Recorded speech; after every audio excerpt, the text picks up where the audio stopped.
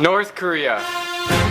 This is what we think North Korea is like, but how does it look and feel in real life? In the next 3 minutes, I'm gonna take you inside the most isolated country on earth, North Korea. We are getting ready to board our flight to Pyongyang. I had no idea what was about to happen over the next 3 days of my life. I was anxious and nervous. We made it. I went on a guided tour around North Korea with Koryo Tours, a reputable tour company out of Beijing. Before I continue, I'd like to disclose that all tours to North Korea are heavily organized and pre-planned as to what we could do, eat, and see. Everyone must stick with their tour group at all times or else they will face severe consequences.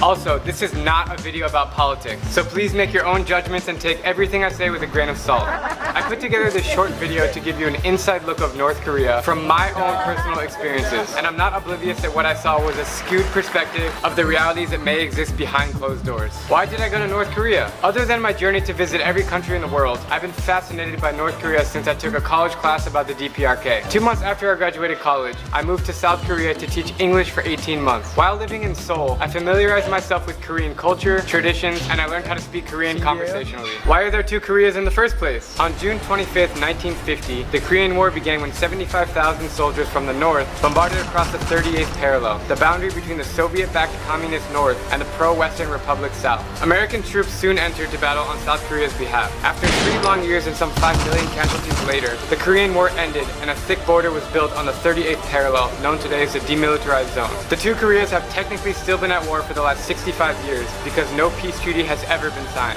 On my 3-day tour around North Korea, we stayed in the capital of Pyongyang. Hey guys, we're here chilling in my hotel room in Pyongyang. It is actually pretty nice and modern. Check out this view outside.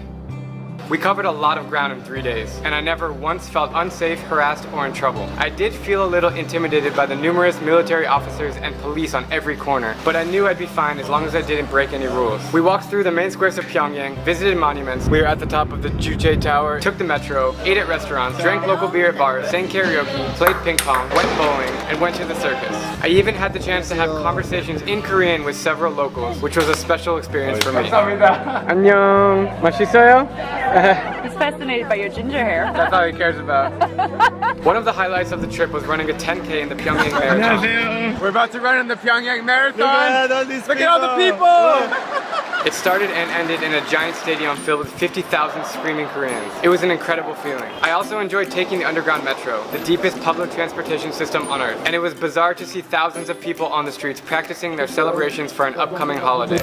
Behind me you can hear all of the singers and dancers preparing for Kim Il-sung's birthday, which is in a few days. From what I saw with my own eyes, Pyongyang is actually a pretty chill place and not what I expected to see. Kids go to school and make jokes with their friends. Adults ride their bikes or take the metro to work. They even have taxis on the street. It's important to realize that everyone has hopes and dreams just like you and me, and family time is important to them.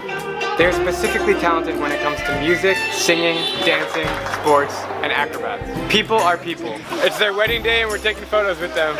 That all being said, I did have a strange feeling about how their society works and how they portray their country to be. For example, there are many tall buildings and wide streets, but limited job opportunities and hardly anyone has a car. Many things felt staged in order to make their country appear in perfect condition. Very few people in North Korea have access to the internet or what's happening outside of their borders. The information they consume is controlled by their government, which makes me wonder, do the people really know anything different? Do they want to leave North Korea? Are some people actually living happy lives without us knowing? I'll end my video with saying that my trip to North Korea was eye-opening and worthwhile to observe and learn about a hidden culture. I hope that watching my experience showed you a different side of North Korea, one that you didn't know existed. I left the country with more questions than I had when I entered. As soon as I got on that plane back to Beijing, I appreciated how lucky I am to have freedom and the ability to do what I want, say what I want, and act how I want. Please share this video to help me spread a message of peace, positivity, and happiness.